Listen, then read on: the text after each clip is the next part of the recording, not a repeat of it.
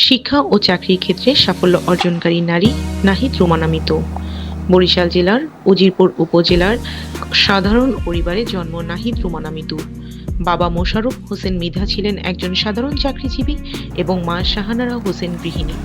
10 ভাই বোনের বড় পরিবারে আর্থিক সংকটের মধ্যেও অদম্য অধ্যবসায় ও মেধার স্বাক্ষর রেখে তিনি শিক্ষা জীবনে কৃতিত্ব অর্জন করেন। আসসালামু আলাইকুম। আমি নাহিদ রুমানা মিতু, যুগ্ম জেলা ও দায়রা জজ, বর্তমানে পিরোজপুরে কর্মরত আছি। আমি অরিজিনালি বরিশালের মেয়ে। আমার এই পথ চলাটা কখনোই আসলে খুব সহজ ছিল না, কারণ আমি এমন এক পরিবার থেকে উঠে এসেছি যেখানে আমরা 9 বোন 1 ভাই।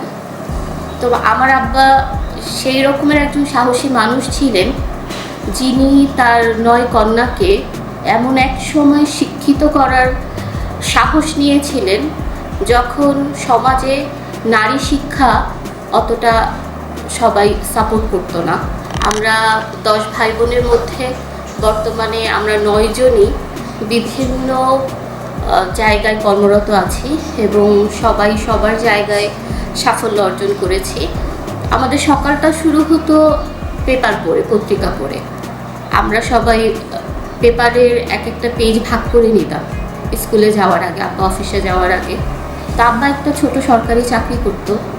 যেহেতু আমরা অনেকজন ভাই বোন ছিলাম এবং একই সাথে সবাই পড়াশোনা করতাম, আমরা ওভাবে কেউ সোনার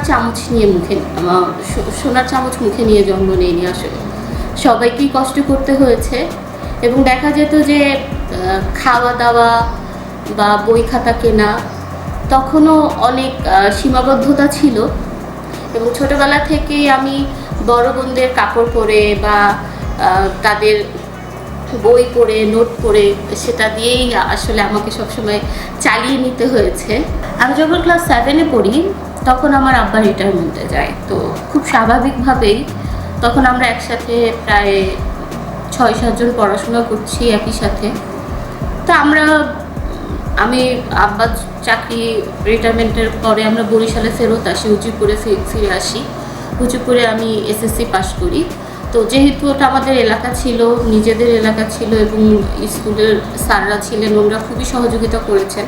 আমি পড়াশোনা শেষ করি এবং আমি আমার শিক্ষা জীবনের সব কয়টি ধাপেই স্কলারশিপ পেয়েছি, বৃত্তি পেয়েছি। সেটা সেই 4 থেকে শুরু করে 5 থেকে শুরু করে প্রত্যেকটা পর্যায়ে।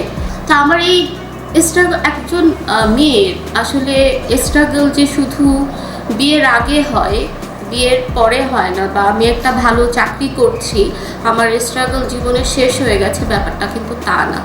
কারণ আমাদের প্রত্যেকটা জীবনের প্রত্যেকটা ধাপে আমাদেরকে যুদ্ধ করতে হয়। আজকে যদি আমার আব্বা বেঁচে থাকতেন, হয়তো বা এই আনন্দটা আরও বেশি আমার জন্য, আমি আরও বেশি আনন্দিত হতে পারতাম। খুব ভালো লাগছে আসলে। যে কোনো কাজের, যে কোনো স্বীকৃতি, এটা যদি অ্যাপ্রিসিয়েশনটা যদি থাকে, তাহলে পরবর্তী জীবনে এগিয়ে চলার এটা একটা বড় একটা শক্তি হয়ে দাঁড়ায়। তাদের দোয়া প্রার্থনা করছি যে সামনেও যেন এভাবে আমি দেশের জন্য, আমার সার্ভিসের জন্য আমার অবদান রাখতে পারি।